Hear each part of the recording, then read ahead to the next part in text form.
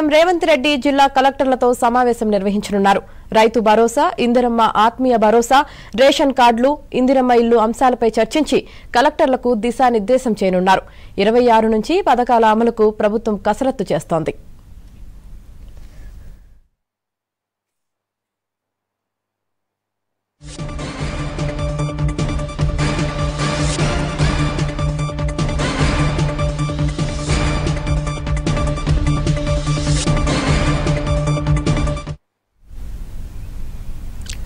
కాసేపట్లో సీఎం రేవంత్ రెడ్డి జిల్లా కలెక్టర్లతో సమావేశం నిర్వహించనున్నారు. రైతు భరోసా, ఇందిరమ్మ ఆత్మీయ భరోసా, రేషన్ కార్డులు, ఇందిరమ్మ ఇల్లు అంశాలపై చర్చించి కలెక్టర్లకు దిశానిర్దేశం చేయనున్నారు.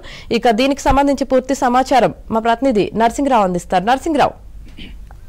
యామిని, మరి కాసేపట్లోనే కలెక్టర్లతో సీఎం రేవంత్ రెడ్డి సమీక్షా సమావేశం ప్రారంభమవుతుంది. ఇప్పటికే ముఖ్యమంత్రి సచివాలయానికి చేరుకున్నారు, జిల్లాల కలెక్టర్లు కూడా సచివాలయానికి చేరుకున్నారు. కొద్దిసేపట్లోనే ఈ సమావేశం ప్రారంభమవుతుంది. నిజానికి ఈ సమావేశం అత్యంత కీలకమైనటువంటి సమావేశం అని చెప్పొచ్చు. ఎందుకంటే ఈ నెల 26వ తేదీ నుండి కొన్ని ప్రతిష్టాత్మకమైనటువంటి పథకాలని రేవంత్ రెడ్డి సర్కారు ప్రారంభించబోతుంది. అందులో ప్రధానంగా రైతు భరోసా ఎకరానికి 6,000 రూపాయలు, సంవత్సరానికి 12,000 రూపాయలు ఇచ్చేటువంటి రైతు భరోసా పథకాన్ని ఎన్నికల్లో ఇచ్చిన హామీ మేరకు ఈ నెల 26 నుంచి ప్రభుత్వం ప్రారంభించబోతా ఉంది. సో ఈ నేపథ్యంలో ఈ రైతు భరోసాని సమర్థవంతంగా ఏ విధమైనటువంటి ఇబ్బందులు లేకుండా అమలు చేయడం కోసం కీలకమైనటువంటి ఆదేశాలని, సూచనలని ఈరోజు కలెక్టర్ల సమావేశంలో రేవంత్ రెడ్డి చేయబోతా ఉన్నారు.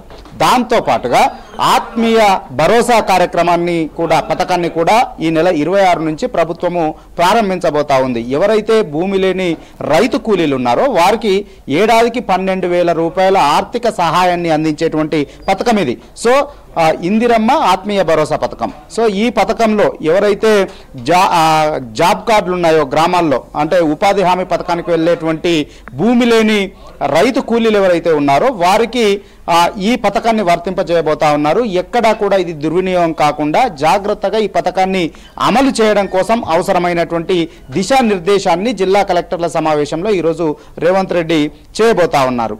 దాంతో పాటుగా కొత్త రేషన్ కార్డుల అమలు, కొత్త రేషన్ కార్డులు ఇచ్చేటువంటి ప్రక్రియ కూడా జనవరి 26 నుంచి ప్రభుత్వం శ్రీకారం చుడుతా ఉంది. నిజానికి తెలంగాణ రాష్ట్ర ఆవిర్భావం తర్వాత ఇప్పటి వరకు ఏ ఒక్క కొత్త రేషన్ కార్డు కూడా ఇవ్వలేదు. నిజానికి బీఆర్ఎస్ సర్కారు హయాంలోనే చాలా వరకు రేషన్ కార్డుల కోసము ప్రయత్నాల్ని చాలామంది ఆశించారు, చాలామంది దరఖాస్తులు చేసుకున్నారు, కొత్త రేషన్ కార్డులు వస్తాయని చెప్పి ఆశించారు. కానీ కొత్త రేషన్ కార్డులు బీఆర్ఎస్ 10 ఏళ్ల కాలంలో కూడా ఇవ్వలేదు. కానీ తాము అధికారంలోకి వస్తే దరఖాస్తు చేసుకున్నటువంటి వాళ్ళందరికీ కూడా కొత్త రేషన్ కార్డులు ఇస్తామనేటువంటి మాటని, హామీని కాంగ్రెస్ సర్కారు ఇచ్చింది. సో ఈ నేపథ్యంలో ఈ జనవరి 26వ తేదీ నుంచి ఈ పథకాన్ని అమలు చేయబోతా ఉన్నది. దాదాపుగా ఇప్పటికే 10 నుంచి 20 లక్షల మంది కొత్త రేషన్ కార్డుల కోసము దరఖాస్తులు చేసుకున్నారు. సో వారి స్క్రూటినీ పూర్తయింది. సో జనవరి 26 నుంచి కొత్త రేషన్ కార్డుల ప్రక్రియ కూడా ప్రారంభమవుతుంది.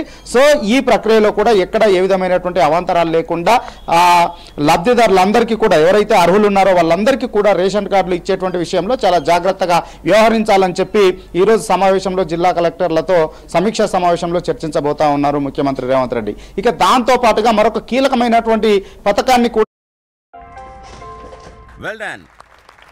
ఇప్పుడు మన పర్ఫార్మర్ ఆఫ్ ద ఇయర్ ని వైస్ ప్రెసిడెంట్ గా ప్రమోట్ చేస్తాం. కంగ్రాచులేషన్. ప్రధానమైనటువంటిది ఇందిరమ్మ ఇండ్ల పథకం. ఈ ఇందిరమ్మ ఇండ్ల కోసము ఇప్పటికే దరఖాస్తులని ప్రభుత్వం స్వీకరించింది, వాటన్నింటినీ ఆన్లైన్ చేసింది, స్క్రూటినీ కూడా చేస్తుంది. లబ్ధిదారుల ఎంపిక ప్రక్రియ కూడా దాదాపుగా పూర్తిగా వచ్చింది. ఈ ఏడాదిలో దాదాపుగా 4.5 లక్షల ఇల్లు, ప్రతి నియోజకవర్గానికి 3,500 ఇందిరమ్మ ఇండ్లు అని చెప్పి నిర్ణయం తీసుకుంది, ఇవ్వాలని చెప్పి నిర్ణయం తీసుకుంది. ఆ మేరకు దరఖాస్తుల స్వీకరణ పూర్తయింది. ఎంపిక కూడా, లబ్ధిదారుల ఎంపిక కూడా దాదాపుగా ఎండింగ్కి వచ్చింది.